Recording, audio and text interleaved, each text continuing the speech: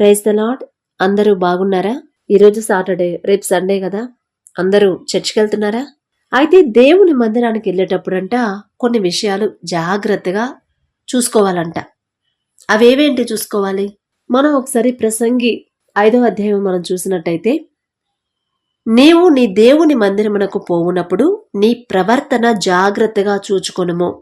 బుద్ధిహీనులు అర్పించునట్లుగా బలి అర్పించుట కంటే సమీపించి ఆలకించుట శ్రేష్టము. వారు తెలియకయే దుర్మార్గపు పనులు చేయుదురు. నీవు దేవుని సన్నిధిని అనాలోచనగా పలుకుటకు నీ హృదయమును త్వరపడనీయక నీ నోటిని కాచుకొమ్ము. దేవుడు ఆకాశమందున్నాడు, నీవు భూమి మీదున్నావు, కావున నీ మాటలు కొద్దిగా ఉండవలెను. దేవుని మందిరానికి వెళ్ళేటప్పుడు ఫస్ట్ మన ప్రవర్తన చాలా జాగ్రత్తగా చూసుకోవాలండి. ఏదైనా ఫంక్షన్కి వెళ్ళేటప్పుడు మన మైండ్ ఎలా ఉండిద్ది, లేదా ఏదైనా పెళ్ళికి వెళ్ళినప్పుడు మన మైండ్ వేరుగా ఉండిద్ది. కానీ చర్చికి వచ్చేటప్పుడు చాలా జాగ్రత్తగా ఉండాలని తండ్రి చెప్తున్నాడు. ఈ మాటలు పదే పదే ఇప్పటికి నేను చాలాసార్లు చెప్పాను కదండి. ఎందుకంటే చాలా మంది దేవుని నమ్ముకున్న వాళ్ళే ఇవి ఎలా పాటించాలి, వాక్య ప్రకారంగా ఎలా నడుచుకోవాలో తెలియకయే దేవుడికి ఇష్టం లేని పని చేసి, దేవుడికి వ్యతిరేకమైన పని చేసి, దానివల్ల వాళ్ళకి శిక్ష తెచ్చుకున్నారు, చేతులారా తెచ్చుకున్నారు. అందుకనే నా భయం, మనం కరెక్ట్గా ఉంటే, ప్రతి విషయంలో కూడా మనం కరెక్ట్గా ఉంటే మనకి ఏ శిక్ష రాదండి, ఏ శ్రమలు రావు, ఏ బాధలు రావు అని నాకు తెలిసాను. తండ్రి తెలుసుకునే అవకాశం ఇచ్చాడు, నేర్పించాడు. అట్లమ్మా, ఇదిగో నువ్వు ఇలా ఉండు, నీకు శ్రమలు, ఆటంకాలు, ఇరుకులు, ఇబ్బందులు ఏమి రావు తల్లి అని తండ్రి ఒక్కొక్క వాక్యం ద్వారా మన ప్రవర్తన, మన పద్ధతి, మన మాట, మన చూపు ప్రతిదీ కూడా సరిచేస్తూ ఉంటాడండి. అలా పర్ఫెక్ట్గా ఉంటేనే ఇష్టం తండ్రికి. ఏదో జోక్గా ఇప్పుడంతా ఇవేవో జోకులు వేస్తున్నారు కదా, జోకులు వేస్తే అప్పుడు మనం ఒక తెలివిగల వాళ్ళలాగా అనుకుంటారని చుట్టూరు. కానీ అది బుద్ధిహీన పని. బుద్ధిహీనులు అర్పించినట్లుగా బలి అర్పించడం కంటే బుద్ధి లేని వాళ్ళు చేసినట్టు మనం చర్చిలోకి వెళ్ళి కూడా పిచ్చి పిచ్చి మాటలు, పిచ్చి పిచ్చి దృశ్యాలు, ఫోన్ తీసుకొని పిచ్చి పిచ్చి వీడియోలు, నోరు అదుపులో పెట్టుకోకుండా అసలు అంత సన్నిధిలో, దేవుని సన్నిధిలో ఆయన సింహాసనం మీద కూర్చున్నాడని మన కంటికి కనిపించాలండి. మనం అలా ఫీల్ అవ్వాల్సిందే. వేరే ఇమాజినేషన్లో వెళ్తాం, వేరే లోకపరమైన ఇమాజినేషన్లోకి మీరు వెళ్ళకండి. దేవుని మందిరంలోకి వెళ్ళేటప్పుడు ఆ మందిరంలో తండ్రి సింహాసనం మీద కూర్చున్నాడు అని అది ఇమాజిన్ చేసుకోండి. అప్పుడు తండ్రి మనల్ని చూస్తున్నాడు. తండ్రి చూసేటప్పుడు మనం ఎలా కూర్చుంటున్నాం? కాలు మీద కాలేసుకొని కూర్చోవచ్చా? అంత గొప్ప సృష్టికర్త ఆయన సింహాసనం మీద కూర్చున్నాడు. ఆయన ముందుకెళ్ళి మనం కాలు మీద కాలేసుకొని కూర్చోవచ్చా? ఇప్పుడైతే ప్రతి చర్చిలో చైర్స్ వచ్చాయి. ఇంతకుముందు చైర్స్ ఉండేవి కాదు, చక్కగా కింద కూర్చునే వాళ్ళు అందరూ. ఇక ఒక కాలు మీద కాలు లేదు, ఇక ఒకలాంటి టీవీగా లేదు, అందరు కింద కూర్చునేవాళ్ళు. చక్కగా అందరూ తల మీద ముసుగేసుకొని కాలు మీద కింద కూర్చొని ఒక తగ్గింపులాగా ఉండేది, బాగుండేది దేవుని స్తుతించడం కూడా. ఇప్పుడు అలా లేదండి. సిటీలో ఇక్కడైతే మరీ ఘోరంగా ఉంది. ఎందుకంటే నేను వెళ్తాను కదా చర్చికి, చైర్స్ ప్రతి చర్చిలో చైర్సే. సరే, చైర్స్ ఉంటే ఉండని, కొంతమంది కింద కూర్చోలేరు, ఓకే, చైర్స్ ఉన్నాయి. ఆ చైర్స్ మీద కూర్చొని కూడా తగ్గింపుతో, వినయంగా, విధేయతగా కూర్చోవచ్చు. కానీ కాలు మీద కాలు వేసుకొని ఏదో ఆఫీసులో మేనేజర్ స్టాఫ్ ముందు కూర్చున్నట్టు అలా వద్దండి. అమ్మ, నాకు అట్లా కూర్చోకపోతే కాళ్ళు నొప్పులు వస్తాయంటే 1-2 గంటలు దేవుని ముందు మామూలుగా కూర్చోలేమా? దేవుడు తండ్రి ఉన్నాడు, తండ్రి మనల్ని చూస్తున్నాడు. ఆ సింహాసనం మీద, బలిపీఠం మీద తండ్రి ఉన్నాడు. ఆయన మనల్ని దృష్టిస్తున్నాం, ఆయన చూపు మన వైపే ఉండిద్ది. ఆయన మందిరానికి వచ్చినప్పుడు వీళ్ళు ఎందుకు వస్తున్నారు మందిరానికి, ఏ ఉద్దేశంతో వస్తున్నారు, ఎలా ప్రవర్తిస్తున్నారు, అసలు వాళ్ళ మైండ్లో ఏముంది అని ప్రతిదీ ఆయన గమనిస్తూ ఉంటాడు. అందుకనే కదా నీవు నీ దేవుని మందిరానికి వెళ్ళేటప్పుడు ఈ ప్రవర్తన, పోయేటప్పుడే జాగ్రత్త చూసుకోవాలంట. మందిరంలో ఉన్నప్పుడు కాదు, పోయేటప్పుడే మన మైండ్ అంతా దేవుడి మీద ఉండాలంట. ఇంట్లో గొడవ పెట్టుకొని, లేకపోతే పక్కన పొరుగింటోళ్ళతో గొడవ పెట్టుకొని, బంధువుల మీద ద్వేషం పెట్టుకొని, వేరే వాళ్ళ మీద అసూయ పెట్టుకొని, వేరే వాళ్ళ మీద ఒక పగలాంటిది పెట్టుకొని, పోనీ వాళ్ళు మీ విషయంలో ఏదైనా తప్పు చేసినా వాళ్ళని క్షమించే మనసు లేకుండా ఆ చేసిన తప్పంతా మనసులో పెట్టుకుని అలా చర్చికి వెళ్తే వద్దు అంటున్నాడు తండ్రి. అలా మీ ప్రవర్తన ఉండొద్దు. మీ మైండ్ బుద్ధిహీనులాగా మీరు అలా రావద్దు. బుద్ధిహీనులు ఎలా చేస్తారు? పని చేసే పనులనే చేస్తారు, వచ్చి ఒక బలర్పించేసి వెళ్ళిపోతారు. అప్పుడు మేము చేసిన తప్పు ఒప్పైపోయింది అని వాళ్ళు వెళ్ళిపోతారు. అలాంటి పనులు మీరు చెయ్యొద్దు. సమీపించి ఆలకించుట శ్రేష్టము. ఇది మాట సౌలుతో సమూయేలు చెప్తాడు కదా, సౌలా నువ్వేం చేసావు సౌలు? వెళ్ళి వాళ్ళని వాళ్ళందరినీ నాశనం చేసి ఏమి తెచ్చుకోవద్దు, అక్కడి నుంచి మొత్తం అక్కడే వదిలేసిరండి అని చెప్తే నువ్వు క్రొవ్విన వాటిని మంచి బలిష్టమైన గొర్రెల్ని మేకలు ఎందుకు తీసుకొచ్చావు అని చెప్పినంటే, అయ్యో అయ్యో ఈ నా కోసం తెచ్చుకోవాలా, దేవుడికి బలర్పించడానికి తెచ్చాను, ఇవి బాగా పుష్టిగా ఉన్నాయి, దేవుడికి బలర్పిద్దామని తెచ్చాను అని చెప్తాడు సౌలు. ఆ బలి తండ్రి స్వీకరించాడా? లేదండి. అప్పుడు ఈ మాట చెప్పాడు, బుద్ధిహీనుడా, బలి అర్పించే కన్నా బలుడు కోసం వాటిని తెచ్చావు. అసలు వాటిని తేవద్దని నేను మాట చెప్పాను కదా, నా మాట విని అవి తేకనుంటే నేను ఎంత సంతోషించేవాడిని. కానీ నువ్వేం చేసావు? బుద్ధిహీనత కలిగి అవి తీసుకొచ్చి మళ్ళీ నాకు అర్పిస్తున్నానని చెప్పని మళ్ళీ నాకు చెబుతున్నావు.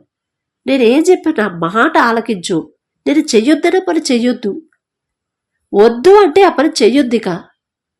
అందుకే బుద్ధిహీనులు అర్పించినట్లుగా బలి అర్పించుట కంటే సమీపించి ఆలకించుట శ్రేష్టము. ఫస్ట్ ఆలకించాల, వినాలి తండ్రి ఏం చెప్తున్నాడు, మనల్ని ఎలా ఉండమంటున్నాడు, ఎలా నడుచుకోమంటున్నాడు, ఎలా మాట్లాడమంటున్నాడు, ఎలా చూడమంటున్నాడు.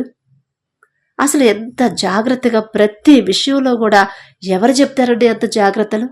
మన అమ్మ నాన్న చెప్తారా? ఒకటో రెండో చెప్తారు మన అమ్మ నాన్న. అమ్మా మీరు పెద్దవాళ్ళకి రెస్పెక్ట్ ఇవ్వాలి, పెద్దవాళ్ళకి గౌరవించాలి, మీ తోటి వారిని ప్రేమించాలి, వాళ్ళకి ఏదైనా అవసరమైతే హెల్ప్ చేయాలి. ఇవి కూడా బైబిల్లో మాటలే. మనకి నోటెడ్ అయిన పదాలన్నీ బైబిల్లో మాటలే వస్తాయి. ఏదో రెండు మాటలు చెప్తారు, కానీ ప్రతి విషయంలో కూడా ఇదిగో నువ్వు చూపు, ఎదుటి వాళ్ళని ఎలా చూస్తున్నావు, జాగ్రత్త, చూపులు జాగ్రత్తగా ఉండాలి అని చెప్తారా మన పేరెంట్స్? చెప్పరు. లేకపోతే మీ ఫ్రెండ్స్లో ఒకళ్ళని ద్వేషించొద్దు, ఒకళ్ళని ప్రేమించొద్దు, ఇద్దరిని ప్రేమించాలి, అందరిని ఒకేలాగా ప్రేమించాలి అని చెప్తారా? కొంతమంది చెప్తారు, కొంతమంది చెప్పరు. కానీ మన యేసయ్య అన్ని విషయాల్లో కూడా పర్ఫెక్ట్గా ఉండాలి అని చెప్తున్నాడు. దేవుని మందిరానికి పోవునప్పుడు, వెళ్ళేటప్పుడే మన ప్రవర్తన జాగ్రత్తగా చూసుకోవాలి. ఇంట్లో ఉన్నప్పుడే, మనం రెడీ అయ్యేటప్పుడు కూడా ఏదో ఫ్యాషన్గా ఫంక్షన్కి వెళ్తున్నట్టు, లేకపోతే ఏదో అవార్డ్స్ ఇచ్చే కార్యక్రమానికి ప్రోగ్రామ్కి వెళ్తున్నట్టు, లేకపోతే ఏదో పెళ్ళికి వెళ్తున్నట్టు కాదండి. దేవుని మందిరానికి వెళ్తున్నాం. అక్కడ ఎక్స్ట్రాలు, అక్కడంతా అతిశయంగా హెవీగా రెడీ అయ్యేనా తండ్రి చూడడం. మరి అంత ఓవర్గా రెడీ అవ్వద్దు, నార్మల్గా ఉండండి చాలు. ఆ లూజ్ హెయిర్ వేసుకొని, స్లీవ్లెస్లు వేసుకొని, టైట్ జీన్స్లు వేసుకొని వద్దండి. అదంతా లోకం నుంచి వచ్చిన ఫ్యాషన్. అది తల మీద ముసుకేసుకోవాలి, తగు మాత్రపు వస్త్రాలు ధరించాలి. ఈ మాటలు ప్రతి వారం చెప్పాలనిపించింది. ఎందుకన్నా మరి దేవుని ప్రేరేపణేమో. తండ్రి ప్రతి వారం ఎందుకనో గుర్తు చేస్తాడు, అమ్మ రేపు ఆదివారం కదా, చర్చికి వెళ్తారు కదా, ఒకసారి మాట చెప్పు అనిపించింది నాకు ఎందుకనో. అందుకే ప్రతి వారం చెప్పాల్సిందే, మీరు మారాల్సిందే. మీరు మారిందాక తండ్రి వదిలిపెట్టడండి. ఎందుకంటే మిమ్మల్ని అంత ప్రేమిస్తున్నాడు. మిమ్మల్ని, నన్ను అంటే మమ్మల్నైనా సిస్టర్ నిన్ను కాదు అంటారేమో. తండ్రి దృష్టిలో దేవుడి కృప అయిన జాలి ఉంది కాబట్టే నేను అంటే ఎలా ఉండాలనేది నేర్పించాడు, కాబట్టే మీకు చెప్పే అవకాశం తండ్రి నాకు ఇచ్చాడు. అంత హెవీగా వద్దు. వాళ్ళు రెడీ అవుతున్నారు, వీళ్ళు అట్లా వస్తున్నారు, వాళ్ళని చూడొద్దు, మనుషులను చూడొద్దు, మనుషులు వెళ్ళే మార్గం వైపు చూడొద్దు. దేవుని వైపు ఉండాలి మన దృష్టి అంతా. దేవుని వైపు తండ్రి చూస్తున్నాడు. ఆయన మందిరంలోకి మనం వెళ్ళేటప్పుడు అంత గొప్ప సింహాసనం మీద అంత గొప్ప తండ్రి పరిశుద్ధుడు పరిశుద్ధుడు పరిశుద్ధుడు అనే వేవేల కోటాను కోట్ల దూతలతో ఎల్లవెడలా పొగడబడుతున్నాడు తండ్రి. అలాంటి తండ్రి మందిరంలోకి ఆ సింహాసనం మీద కూర్చున్నాడు. ఆయన దగ్గరికి మనం వెళ్తున్నాం. అసలు మనకు అర్హత ఉందా? ఆ చర్చిలో అడుగు పెట్టే అర్హత కూడా లేదు. అయినా సరే తండ్రి మన మీద జాలిపడి అర్హత ఇచ్చాడు. కానీ వెళ్ళేటప్పుడు మనం ఎలా వెళ్ళాలి? ఏదో సినిమాకి వెళ్ళినట్టు టిప్ టాప్గా రెడీ అయ్యి, లేకపోతే ఏదో ఫ్యాషన్ షోకి వెళ్ళినట్టు, లేకపోతే ఏదో ఫంక్షన్కి వెళ్ళినట్టు, పెళ్ళికి వెళ్ళినట్టు, ఏదో ప్రోగ్రామ్కి వెళ్ళినట్టు కాదండి. దేవుని దగ్గరకు వచ్చేటప్పుడు చాలా జాగ్రత్తగా చూచుకొనుము. నీ ప్రవర్తన జాగ్రత్తగా, లైట్గా కాదు, జాగ్రత్తగా చూచుకొనుము. ఫస్ట్ మనల్ని మనం చూసుకోవాలి. నేను ఎలా ఉన్నాను? ఇప్పుడు మనం అంత హెవీగా రెడీ అయితే సిస్టర్, ఏసయ్య మన హృదయాన్ని చూస్తాడు సిస్టర్, మనం ఎలా రెడీ అయ్యేమో చూడరు అంటారా? మనం అంత హెవీగా రెడీ అయినప్పుడు మనుషులు చూస్తారు కదా. ఎవరికొళ్ళు బలహీనులు ఉంటారా? వాళ్ళ చూపు దేవుని దృష్టి నుంచి మన మీదకి వచ్చిద్దా రాదా? అప్పుడు వాళ్ళు చూపు ద్వారా పాపం చేస్తారా చేయరా? అసలు ఆ పాప తలంపు రావడానికి కారణం ఎవరు? మెయిన్ కారణం మనమే అవుతాం. ఎందుకంటే మనం అంత హెవీగా రెడీ అయ్యాం. అదే మనం మామూలుగా వెళ్తే వాళ్ళు కూడా దేవుని దృష్టిలో ఇక అటువైపే ఉండిద్ది కదా వాళ్ళ చూపు, మన వైపు ఉండదు కదా. అందుకనే చెప్తున్నాను, చాలా జాగ్రత్తగా ఉంటేనే తండ్రి దృష్టిలో మనం ఉంటామండి, లేకపోతే ఉండం. అసలు ఒక్క మాట పోండి మీరెవరో నాకు తెలియదు అన్నారంటే ఇక ఎంత భయంకరమైన పరిస్థితి అది. ఇప్పుడు యవనస్తులైనా సరే, మన పేరెంట్స్ మనతో రాకపోయి ఉండొచ్చు, మన ఫ్రెండ్స్ మనతో రాకపోవచ్చు, మన బంధువులు మన పక్కన ఉండకపోవచ్చు, కానీ మన తండ్రి ఎప్పుడు, ఆయన దృష్టి ఎప్పుడు మన మీదే ఉండిద్ది, ఆయన చూపు ఎప్పుడు మన మీదే ఉండిద్ది. కాబట్టి మనం ఎవరితో మాట్లాడుతున్నాం, ఎలా ప్రవర్తిస్తున్నాం, ప్రతిదీ ఆయన అబ్జర్వ్ చేస్తూనే ఉంటాడు. ఇంకా ఆయన మందిరంలో ఉంటే ఖచ్చితంగా అబ్జర్వ్ చేస్తాడు బయట కన్నా. కాబట్టి నీవు దేవుని మందిరములకు పోవునప్పుడు నీ ప్రవర్తన జాగ్రత్తగా చూసుకో. ఫస్ట్ ప్రవర్తన ఎలా ఉందో చూసుకో. ఒకళ్ళ మీద ద్వేషంతో ఉండి నీ పని చర్చికి వెళ్ళొచ్చిన తర్వాత చెప్తా, ఇప్పుడు కాదు, ఆగు, చర్చికి టైం అవుతుంది, చర్చికి వెళ్ళొచ్చిన తర్వాత చెప్తా అని మన మైండ్లో వాళ్ళ మీద ద్వేషం ఉందా, కోపం ఉందా? ఫస్ట్ ఆ కోపాన్ని ఇంటి దగ్గర వదిలేసి వాళ్ళతో సమాధానపడి అప్పుడు చర్చికి వెళ్ళండి. బుద్ధిహీనులు అర్పించేటట్లుగా బలి అర్పించడం, ఏదో మొక్కుబడిగా ఆదివారం వచ్చిందంటే చర్చికి వెళ్ళిపోయి ప్రార్థన చేసుకుని ఇంటికి వచ్చి అప్పుడు తర్వాత ఇక మన అసలు రూపం చూపిద్దాం అనే మనసు, అది బుద్ధిహీనులు చేస్తారంట. అలా చెయ్యొద్దు అని చెప్తున్నాడు తండ్రి, అందుకే రాపించింది. ఫస్ట్ మన మైండ్ దేవుడి మీద ఉండాలి. ఇంటి దగ్గర నుంచి ఆదివారం స్టార్ట్ అయినప్పటి నుంచే చర్చికి వెళ్ళాలి. తండ్రి నాతో ఏ మాటలు మాట్లాడుతున్నాడు, నేను ఏ విషయంలో జాగ్రత్తగా ఉండాలని తండ్రి చెప్తాడో ఆ విషయంలో నేను పర్ఫెక్ట్గా ఉండాలని నేను మార్చుకోవాలి. తండ్రి ఏ వాక్యం ద్వారా నాతో మాట్లాడతాడో, నా విషయంలో ఇంకా ఏమన్నా మార్పులు ఏమైనా ఉన్నాయేమో అది తండ్రి చెప్తాడు అని మనం ఏ పని చేసుకుని, ఇంట్లో పని చేసుకునే వెళ్తాం కదా చర్చికి, ఏ పని చేసుకున్నా కూడా మన మైండ్ అంతా దేవుడి మీద ఉండాలంట. అలాగే మన మైండ్ అంతా దేవుడి మీద ఉండాలి. ఇక వేరే విషయాల మీద వద్దండి, దేవుడి మీదే మన మైండ్ ఉండాలి. అప్పుడే మనం తండ్రి చర్చికి వెళ్ళినా కూడా ఇక మన ధ్యాస అంతా దేవుడి మీదే ఉండిద్ది. అలాగే మన ప్రవర్తన, ఇంటి దగ్గర గొడవబడి, భర్తతో గొడవబడి, భార్యతో గొడవబడి, పిల్లలతో గొడవబడి, ఆ మనసుతో అదే కోపంతో, అదే ద్వేషంతో, అదే మనశ్శాంతి లేకుండా చర్చికి వెళ్తే అలా వద్దమ్మా. అలా వచ్చి మీరు ప్రార్థన చేస్తే నేను వినను. ఫస్ట్ మీరు సమాధాన పడండి, సారీ చెప్పండి ఇంట్లోనే.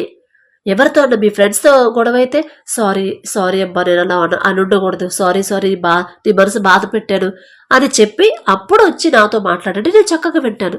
అలా కాకుండా నువ్వు సారీ చెప్పుకుంటూ వచ్చి నువ్వు గంటసేపు ప్రార్థన చేసినా, గంటసేపు నువ్వు కన్నీరు కార్చినా నేను చూడను. ఫస్ట్ వాళ్ళతో సమాధాన పడండి, మీ పొరుగు వారితో ప్రేమగా ఉండండి. ఒకవేళ ఎవరితో గొడవ అయితే వాళ్ళతో సమాధాన పడి మీ మనసు ప్రశాంతంగా ఉంచుకొని అప్పుడు నా దగ్గరకు రండి అని చెప్తున్నాడు తండ్రి. మనం చేయాల్సిన విషయాలు సరిగ్గా చేయకుండా దేవుని మీద ఈ సమస్యలు పోవట్లేదు, దేవుని దగ్గర నేను కన్నీరు కారుస్తానంటే ఆ కన్నీరంతా వేస్టే. ఫస్ట్ ఆ తండ్రి ఏం చెప్తున్నాడు, మనం ఎలా మార్చుకోవాలి మన ప్రవర్తన. ఎవరైనా ద్వేషిస్తే వాళ్ళతో సమాధాన పడండి. మన మాట వల్ల ఎవరైనా బాధపడితే వాళ్ళతో అట్లా బాధపడద్దు, అమ్మా సారీ, అసలు చెప్పకూడదు, ఆ మాట అనకూడదు, సారీ, ఎందుకనో గబక్కన వచ్చేసింది అని వాళ్ళతో సమాధానపడి అప్పుడు చర్చికి వచ్చి కూర్చోండి. ఎందుకంటే అక్కడ తండ్రి ఉంటాడు. మనం ఎంత జాగ్రత్తగా కూర్చున్నా కూడా తండ్రికి మైండ్లో అదే ఉండిద్ది. ఫస్ట్ ఇంటి దగ్గర గొడవైంది, వాళ్ళకి సారీ చెప్పి వచ్చిందా, రాలేదు, చెప్పకపోగా మళ్ళీ నా మందిరానికి వచ్చి కూర్చుంది అని ఇక్కడ మనం ఎంత ప్రార్థన చేసినా అది తండ్రి దగ్గర చేరదండి. కాబట్టి ఒకసారి జాగ్రత్తగా చూసుకోండి. చర్చికి వెళ్ళేటప్పుడు మన డ్రెస్సింగ్ ఎలా ఉంది, మన మైండ్ ఎలా ఉంది. మన మైండ్ దేని గురించి ఆలోచిస్తుంది? దేవుడి గురించి ఆలోచిస్తుందా? ఆలోచిస్తే మంచిది. మళ్ళీ మనం ఎలా రెడీ అవుతున్నాం? లూజ్ హెయిర్ వేసుకొని, చక్కగా జీన్స్ వేసుకొని, స్లీవ్లెస్లు వేసుకొని, టైట్ బట్టలు వేసుకొని, లిప్స్టిక్లు వేసుకొని, ఐబ్రోస్ అసలు అంత మేకప్ వేసుకొని మనం ఎక్కడికి వెళ్తున్నాం?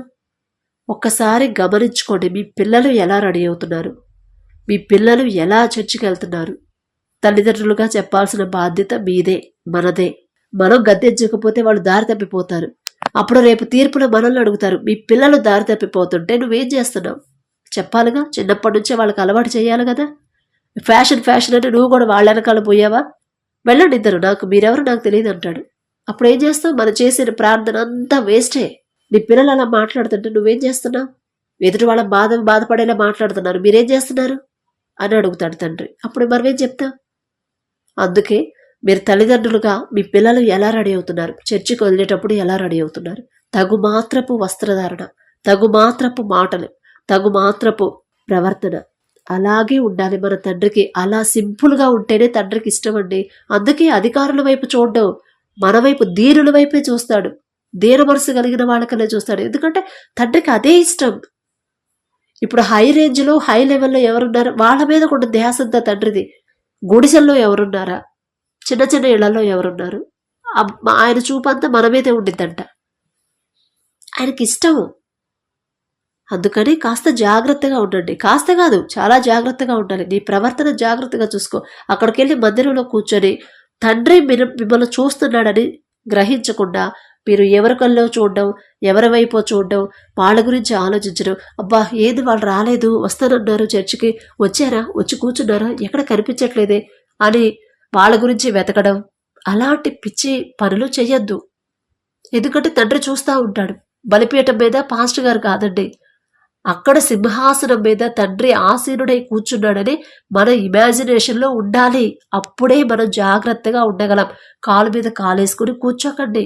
ఆయన ఎక్కడ? సర్వ సృష్టికర్త. ఆకాశం నా సింహాసనం అన్నాడు. ఆ సింహాసనం మీద కాలు మీద కాలేసుకుని కూర్చునే అర్హత ఆయనకు ఒక్కడికే ఉంది. ఆఫ్టర్ మనమెంత? అందుకని కాస్త తగ్గింపుతో ఉండండి, తగ్గింపుతోనే నడుచుకోండి. కాబట్టి అలా మంచి ప్రవర్తన, జాగ్రత్తగా చూసుకునే మనసు తండ్రి మనకి ఇవ్వాలని కోరుకుందాం. Praise the lord.